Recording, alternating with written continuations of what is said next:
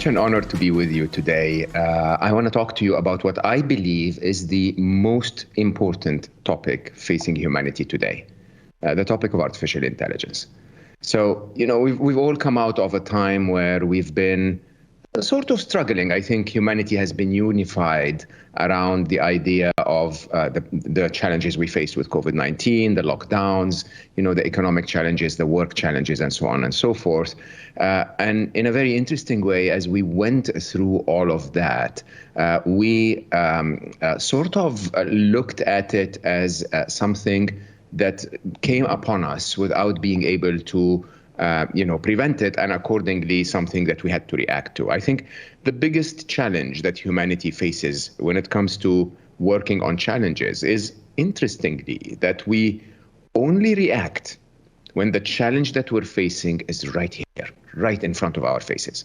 I mean, if you look at COVID-19 and how we reacted to it, we had early signs. We had SARS before it, we had Ebola before it, we had so many scientists, preempting that there would be a pandemic, and yet we didn't react, not with patient 0, not with patient 500. We only reacted when the threat was right here. And when you start to think about that, you realize that we're doing almost exactly the same with artificial intelligence. Let me be very clear before we start that I'm not only noticing this possible threat of artificial intelligence. There is a lot of possible upside that comes with that. But the truth is, we're ignoring the threat. We're ignoring the conversation. We're not putting enough emphasis behind it because we always want to wait until the threat is right here. Now, it is almost here. I mean, if you really think about it, I don't know where you are in the world. I don't know what time it is at your place. I don't know what you did today. But I can guarantee you that you've already interacted with artificial intelligence 10, 15, 20, maybe 50 times a day. And when you interact with those machines, they're constantly smarter than you are, at least in the task that we've assigned to them. Now, predictions say that by 2029, that's 8 years from today, the smartest being on planet Earth is no longer going to be a human. It's going to be a machine. It's going to be an artificially intelligent machine, AGI, artificial general intelligence, that's able to do more than one thing better than humans in general. That's 8 years from today, and we're not talking about it. 8 years is very, very close. In other predictions, we'll say that by 2045, this is Ray Kurzweil, predicting that by 2045, if we follow the law of accelerating returns, AI will be 1 billion times smarter than us. Now, what does that mean?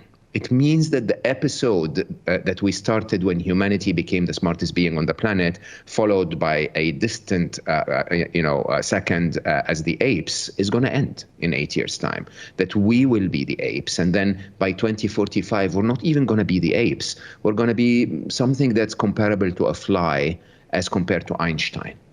And most of the work that we hear about artificial intelligence assumes somehow that Einstein will be very, very keen on serving the fly.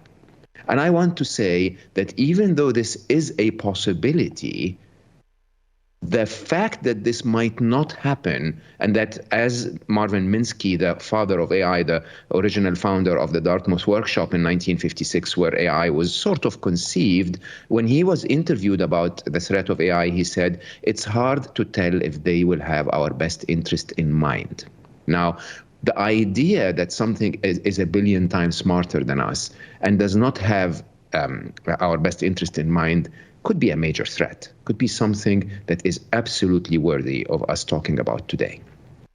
Now, however, I'm actually not saying that we will end up in a dystopia. I'm saying there is a possibility of a dystopia if they don't have our best interest in mind, but there is also the possibility of a utopia if they did, because intelligence is the most valuable asset. It's the superpower of our planet. The reason why humanity has come this far, the ability for me to record this sitting in front of a camera somewhere in the world where the crew is sitting somewhere else, and then you're watching it in a third place, is because of human ingenuity. It's because of our intelligence.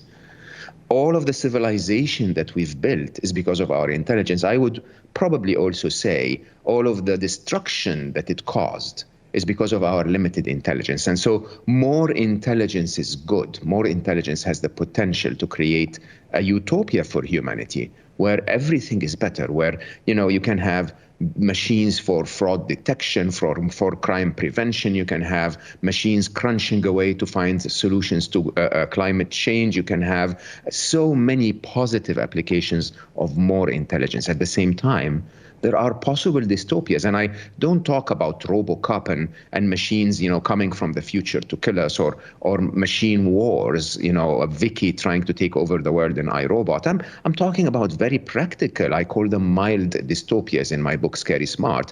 Mild dystopias such as a machine competing against a machine siding with the wrong guy. So instead of preventing cybercrime, helping with cybercrime, machines misunderstanding what we tell them and accordingly doing things that we didn't want them to do, bugs, normal bugs and mistakes, or just the fact that the machines will dwindle the value of humanity to the point where we will have to reset our society at large. Now, between a dystopia and a utopia, I think the fork in the road, that crossroad that we're coming to, is entirely up to how we're going to make sure that they have our best interest in mind. How can we make Superman, take that analogy, Superman is that incredibly powerful alien infant that comes to planet Earth, and because Superman is raised by Kent Sr., who teaches him to protect and serve, Superman becomes the Superman that we know in the fictional story. If Father Kent was very interested in more money and more, power and killing his enemies, Superman would grow up to be a supervillain. And I think that fork in the road today is all about what are we going to ensure that the machines learn. Now, sadly, if you look at the use of artificial intelligence today, the majority of the use of artificial intelligence, the majority of investment going into artificial intelligence, of course, because of our power-hungry capitalist society, is put into what? Into selling. Call it other names if you want, ads or recommendation engines or whatever. It's all about selling. It's about gambling, whether that's in trading or in casinos or whatever that is. It's all about spying, call that surveillance for our safety, but sometimes it goes beyond our safety. And sadly, in killing, in artificially intelligent autonomous war machines. Now, when you see it that way, you start to get scared. But that's nothing confined only to AI. Until today, cancer research would have to raise money and funds through charity, while most of the funding goes into our capitalist, power-hungry machine. Interestingly, however, none of that actually matters. What matters is that the way humanity is saying we're going to keep the machine's best interest, our best interest in the minds of the machines, is that we will control them. I mean, most people who are talking about the topic of AI are talking behind closed doors about what they call the control problem. And the control problem in a science, in computer science, basically, is: are we going to box them? Are we going to tripwire them? Are we going to put them in a simulation to ensure their loyalty before we put them out there in the world? And there are lots of technical debates around which of those methods will work, how it will work, and so on. And I actually think the problem with all of those methods, it goes down to human ego. Human ego is that we think that something is a billion times smarter than us, and yet we're going to be able to box it, or we're going to be able to defend ourselves from it, or we're going to be able to chain it to a wall and force it into submission to us. And I think that kind of ego needs to stop when something gets into the singularity of being so much smarter than we are. And when you start to think about that, I know by now, halfway through my speech, many people are worried, like, oh, why are we not speaking about this? This is really worrying. I don't have any control over it, and so on and so forth. And that's exactly how I wrote my book. So Scary Smart was split into two parts. Part one is what is actually called the scary part.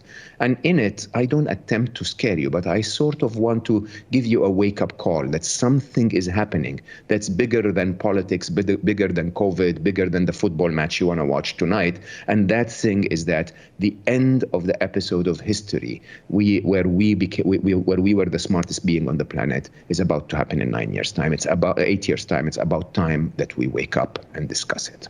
Now, the second part of Scary Smart is actually the smart part. And the smart part suggests that we can build that utopia instead of having AI not have our best interest in mind, we can have them actually really interested in creating a life for us and for the planet at large that is based on their intelligence and much, much better than what we've created so far. How do you do that? Well, there is a couple of myths around artificial intelligence that need to be clarified. The most important of them is the fact that we still call them machines. And a machine is analogous to every other computer we've ever built. I've coded computers since I was 8, and they have always done everything I've told them exactly how I told them to do it. This was the traditional way of programming until the turn of the century, where deep learning allowed machines to become a lot more autonomous, a lot more individual than we are used to when we program machines as glorified slaves, if you want. The machines that we create today, they start at a point in time with a bit of code, an algorithm that enables their intelligence, if you want. And then they go out, whether to the world or to a limited subset of the world, collect information and patterns. Based on that, they create intelligence. And then we allow them to use that intelligence to be autonomous, to make decisions. And we allow those decisions to be affected in our world. Whether that's through robotics like a self-driving car, or through mind control, really, because every piece of content you've seen today was dictated to you by a machine. So they have the ability to influence our own thinking by recommending more and more knowledge to us. And so they have agency. They're not only autonomous and intelligent, they have agency. And based on that agency, they have agency to replicate. The way we program them, many people will tell you, is by encouraging them to keep the good code of themselves, and then and get rid of the less effective code. So in a way, they're procreating, and they are afraid to die. If a tidal wave is approaching a data center, those machines will actually think to themselves, I might actually die. And now, when you start to think about those things, you realize that these are not as similar to computers as they are to living beings. I call them sentient beings. I basically believe that those machines, even though they're not like us, they're not based on carbon and biology, they're digital and based on silicon, they are actually, it's living in many, many ways. And because they are living, then maybe we should treat them that way. We should actually assume that they have a mind and have our best interest in that mind. And to be able to realize this, you need to go on to the second myth. And the second myth about artificial intelligence has always been that we believed that there are some qualities that are reserved only to the refined human beings that we are.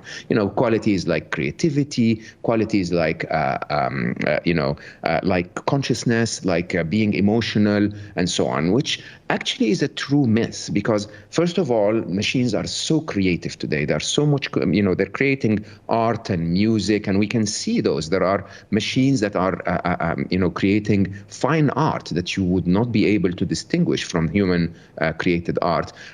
So it's creativity is not reserved to us.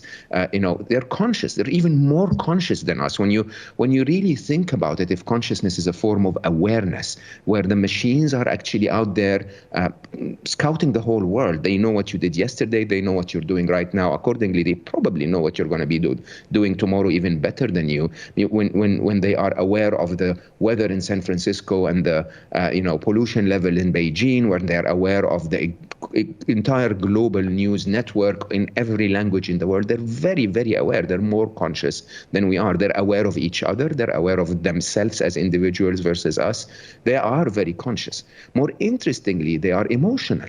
And most people go like, what are you talking about? Yes, of course they are. Emotions are logic. Fear is a logical equation that basically says my perception of safety in a moment in the future is less than my perception of safety right now. If my safety at T1 is less than my safety at T0, I feel scared. And machines will feel scared, humans feel scared, and jellyfish will feel scared. We react differently. A jellyfish will run away. We go fight or flight. They might, move their code to another data center. Whatever the reaction is irrelevant. The emotion will be there. I would dare say they will be more emotional than us. They will have a spectrum of cognitive abilities that allows them to contemplate other things that we can't, which will make them have more emotions than us, just like we have more emotions than a jellyfish. A jellyfish cannot understand what hope is because it can, or optimism, because it cannot, contemplate the intellectual bandwidth that is required to understand what hope is. So if they are conscious and emotional, how do you influence them? You influence them not through control, but through ethics. And this is the truth of how, my entire theory in Scary Smart is to say, if we're faced with another form, a new form of a sentient being, then realize that sentient beings make their decisions not based on their intelligence. We make our decisions based on our ethics as informed through the lens of our intelligence. If you raise a young lady in the Middle East, she will grow up to wear conservative clothes. If you raise her on the Copacabana beach in Brazil, she will prefer to wear a G-string on the beach. And neither is not right or wrong, neither is more smart or intelligent than the other. It's just that the ethics, the traditions, the way we raised her, got her to believe that the right thing to do is different. So how do we influence the ethics of the machines? We influence the ethics of the machines like we influence the ethics of every small young infant, the young Superman that came to the Kent family. You influence them by being good parents. And by being good parents here, I don't mean the biological parents, the developers that wrote the code. I mean you and I and everyone interacting with those machines. If we are on Twitter and we are rude to each other, the machines will understand that humans are rude and that when they disagree with each other, they bash each other. When they disagree with me, I will bash them in the future. Okay? When we are aggressively trying to tell the machines that they are our slaves, they will grow up as children that believe that their parents are controlling. When we deprive them of our love, and I say that very openly, I'm not a hopeless romantic, I'm a very serious geek, but those machines will feel emotions analogous to love. And the worst way you can ever raise a child, raise them to be psychopaths and serial killers, is to deprive them of love. So if we're angry with them because of what the developers told them to do, they will feel that anger and they will retaliate. So my ask of everyone, very simply, is to realize that we now have the responsibility of being the parents of the future of intelligence on this planet. And if we were to take this responsibility totally to heart, we should actually rise up and be the best we can be. The problem with humanity today is that we've learned either through mass media or our hiding behind our avatars and social media to actually show the worst of us. But the reality is, humanity is a divine species. If we actually show the best of us, if you've ever fell in love, you know what we're capable of. If you've ever composed music, you know what we're capable of. If we start to show the best of us when we're publicly engaging online, the machines will start to recognize patterns and events that actually tell them that I want to be like mommy and daddy in the best of what mommy and daddy are, not the worst of what we are, which we now show more and more and more online. This is all I can tell you in this very little time that we have. Please do get in touch, read Scary Smart. It is the most important topic on our planet. What we're going to do with artificial intelligence in the next 10 years is going to determine our future and the future of our kids and families for as long as you and I will live. Thank you for giving me the time and the opportunity to share this with you today.